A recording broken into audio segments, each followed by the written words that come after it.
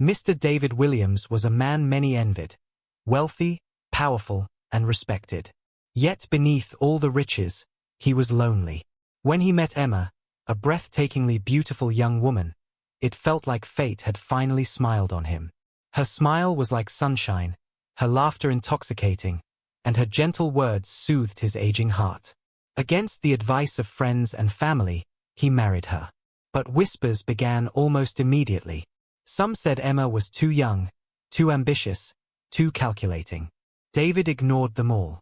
He believed love could conquer suspicion, and he trusted her with his life.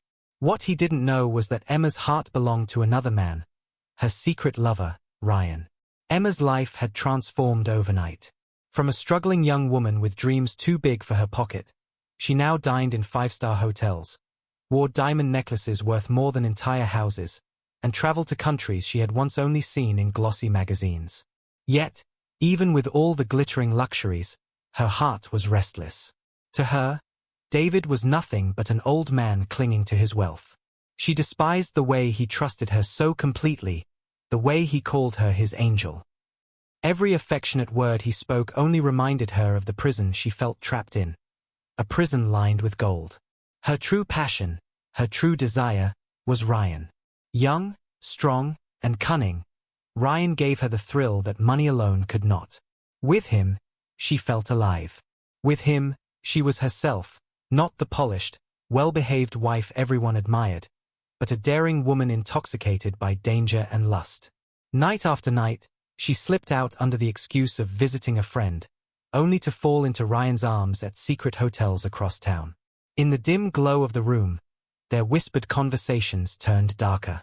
His old Emma, Ryan sneered one evening, his arm draped around her. Do you really want to spend the best years of your life waiting on him? By the time you're free, you'll be too old to enjoy the wealth you deserve. Emma's eyes glittered with greed as she traced a finger around the rim of her wine glass. I don't plan to wait. His money should be mine now.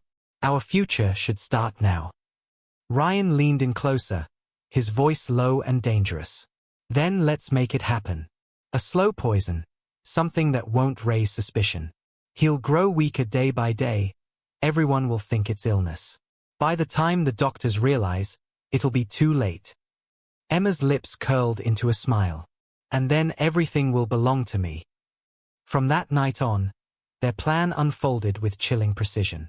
Emma became the picture of a perfect wife, serving David meals with her own hands, pouring his wine with tender care. But behind her gentle smile, she carried death in tiny drops of poison. She watched him closely every evening, her heart quickening each time he raised his glass. And when he coughed, when his skin grew pale, when he began to complain of fatigue, she savored it like a lover's touch. To the outside world, Emma was a devoted wife, always by David's side, always fussing over his health. But inside, her heart danced to a darker rhythm, counting down the days until the man she called husband would be nothing more than a memory, and she, a wealthy widow in the arms of her true lover. David Williams had lived through many storms in life, business betrayals, political enemies, and false friends. But nothing prepared him for the storm that quietly gathered inside his own home. At first, it was little things. The way Emma lingered on her phone late into the night, whispering with her back turned. The way she recoiled ever so slightly when he touched her shoulder, as if his hands were unworthy of her skin. The way her eyes, once warm and tender, now flickered with something he could not name, impatience, maybe even contempt. And then there was the wine. His favorite evening ritual had always been a glass of red wine after dinner. Emma insisted on pouring it herself, a loving gesture that made him smile. But lately, he noticed a faint bitterness, a taste that didn't belong. He brushed it off at first, telling himself it was his imagination. But as the days passed, a pattern emerged. Each sip seemed to leave him weaker, his body slower, his energy fading. He began to cough in the mornings, his skin turned pale, and his once strong hands trembled slightly. Friends remarked that he looked tired, and doctors spoke of stress and overwork. But in the quiet of his mind, David knew something was wrong. One night, unable to sleep, he pretended to drift off while Emma sat by the bed, scrolling on her phone. He kept his breathing steady, his eyes barely open. That was when he heard it, the whisper that pierced his heart. "Be patient, Ryan," she murmured into the phone, her voice soft but deadly. "Soon, very soon, the money will be ours." The words sliced through him like a blade. His chest tightened, not from the poison but from the cruel realization. The woman he had loved, protected, and given the world was plotting his end. Tears burned in his eyes, but he did not move. He lay still, forcing himself to breathe evenly, to pretend he had heard nothing. In that moment, his heart broke, but his spirit sharpened. David was a man who built an empire from nothing. Betrayal was not new to him, but betrayal from the woman he called wife cut deeper than any enemy ever could. Yet instead of confronting her, he made a decision. If Emma thought she was clever, she had no idea the kind of man she was dealing with. From that night forward, David watched her with silent eyes. Every smile she gave, every meal she cooked, every glass of wine she poured, he studied it all.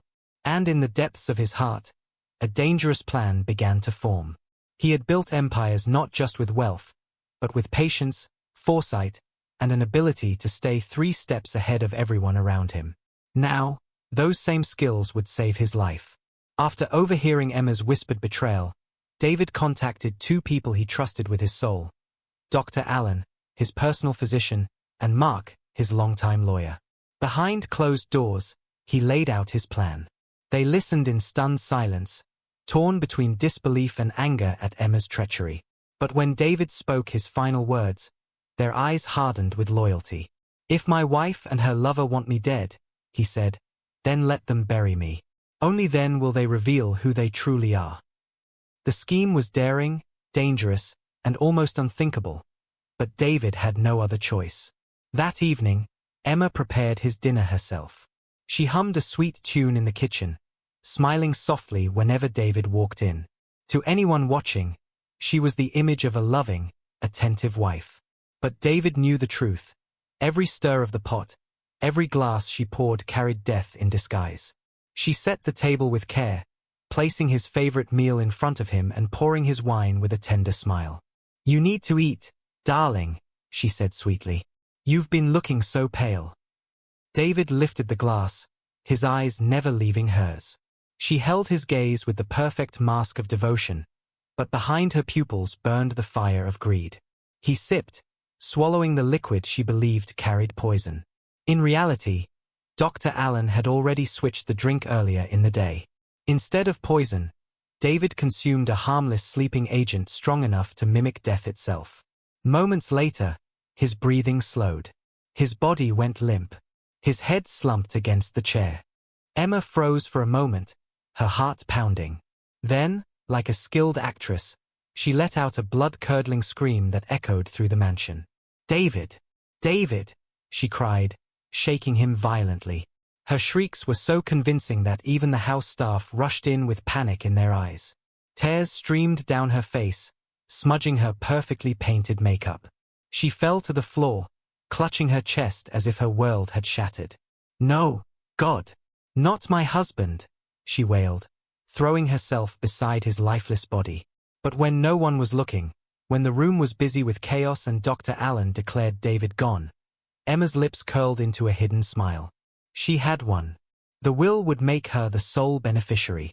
The mansion, the cars, the properties, the bank accounts, all of it would be hers. And Ryan. Oh, Ryan would finally be hers openly. That night, while others mourned, Emma celebrated in secret.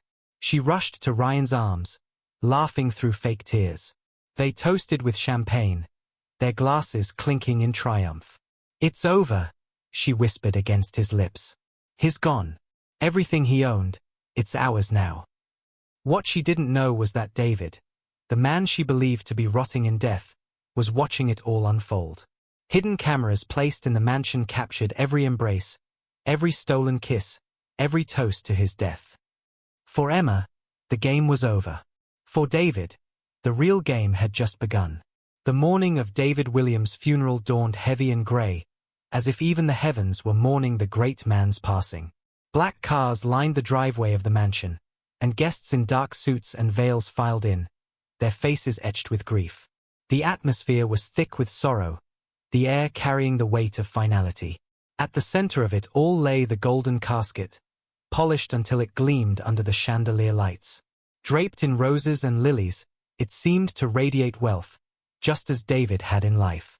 Mourners whispered among themselves, praising his legacy, his empire, his kindness. Yet amidst the solemnity, one figure drew the most attention: Emma. Dressed in a flowing black gown, with a lace veil covering her tear-streaked face, Emma was the portrait of a grieving widow. She sobbed loudly, collapsing into the arms of sympathetic relatives. Her cries pierced the air, and she clutched her chest as though her heart had been shattered into pieces. To everyone present, she was a woman broken by loss. But behind the veil, her lips curved into the faintest smirk. Every tear was rehearsed. Every sob was a performance. She wasn't mourning, she was basking in victory. With David gone, her reign over his empire had just begun. Ryan, seated quietly in the back row, exchanged secret glances with her when no one was watching. They had agreed to keep their distance during the ceremony, but his eyes burned with excitement. Soon, they would have it all. The pastor spoke eloquently about David's life, his achievements, his generosity, his legacy. The choir sang softly, their voices trembling through the heavy silence. And then came the moment everyone dreaded, the lowering of the casket. Emma stepped forward, her wails intensifying. She threw herself on the coffin, pounding it with her fists as mourners tried to restrain her. "Don't take him from me," she cried dramatically, her body shaking. People wept with her, touched by her display of grief. But just as the pallbearers prepared to lower the casket into the ground, a sound froze the air. Gasps rippled through the crowd. Heads turned. Eyes widened. From the far end of the hall, the doors creaked open, and in walked David Williams. Alive, breathing, strong. The room erupted in chaos. Women screamed. Men staggered back in shock. The pastor dropped his Bible, his mouth hanging open. Children clung to their mothers, crying in confusion. Emma's scream pierced the silence, louder than any before. She stumbled backward, her face draining of color, her body trembling as if she had seen a ghost. "No, no, it can't be," she whispered, her voice cracking. Ryan's chair crashed to the floor as he jumped to his feet, his face pale with terror. He tried to speak, but no words came out. His hands shook uncontrollably as sweat drenched his forehead. And there David stood, alive, unbroken, and taller than ever.